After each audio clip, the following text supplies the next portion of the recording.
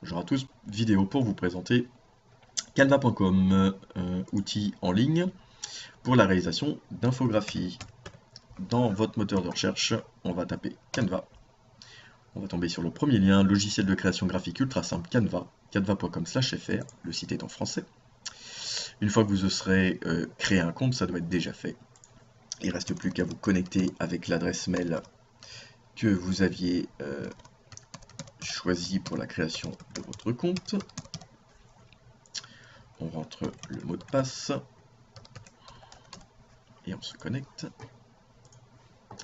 Et on arrive sur, sur cette fenêtre où à gauche vous avez les outils pour gérer un petit peu votre compte, surtout créer un design. Alors créer un design, ça implique sur Canva de pouvoir utiliser dans le meilleur des cas un modèle. Alors ces modèles ils sont nombreux, il y a ceux qui sont recommandés, les plus utilisés, et puis vous avez des publications, des infographies pour les réseaux sociaux, des documents plus génériques comme des CV, des diaporamas qui seront formés au format PDF, du papier à lettres en tête, même des couvertures de magazines, des documents plus orientés web comme pour les blogs, etc., etc. Voilà.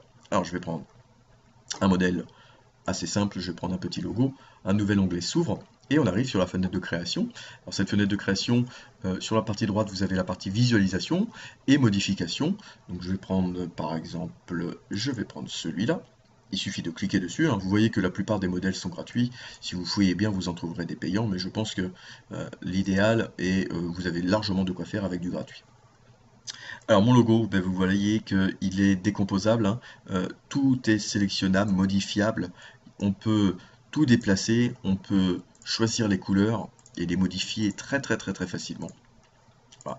Le texte évidemment se modifie, la police, la taille, les attributs, etc., etc. Si le modèle ne vous plaît pas comme ça, vous le trouvez un peu pauvre, eh bien vous avez plein d'éléments que vous allez pouvoir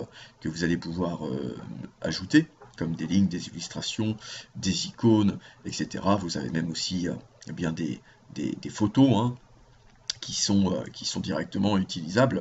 Hop, voilà, directement sur votre image. On peut tout faire avec Canva. On a du texte très formaté.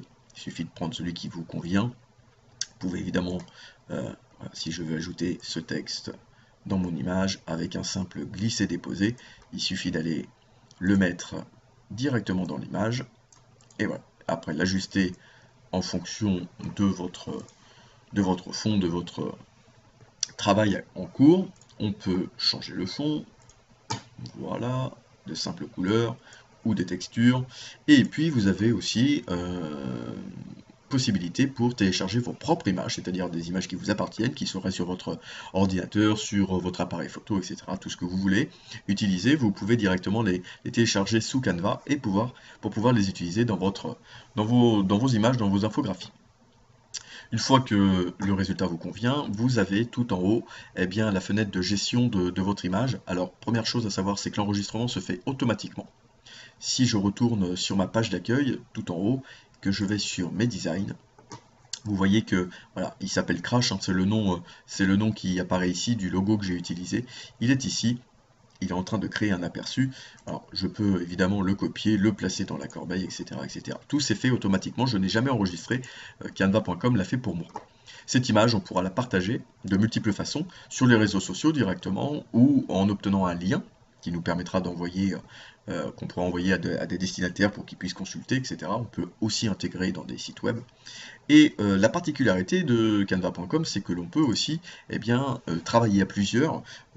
Remplissez ici une adresse mail de quelqu'un avec qui vous souhaitez travailler. Vous pouvez lui permettre de modifier directement. Il aura accès à la fenêtre de modification de l'image, ou alors simplement pour consulter votre image.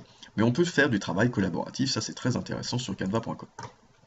Voilà, et une fois que vous êtes content du résultat, vous pouvez évidemment télécharger le résultat en JPEG, en PNG. Alors le PNG est conseillé puisque c'est un format d'image non destructif et non compressé, c'est-à-dire de meilleure qualité, et puis directement en PDF si vous voulez directement l'imprimer, etc.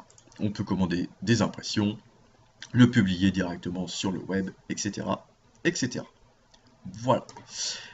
je vais fermer mon logo et on n'oublie pas, une fois qu'on a terminé de travailler, on se déconnecte proprement via la page de son profil. Bonne découverte, à bientôt.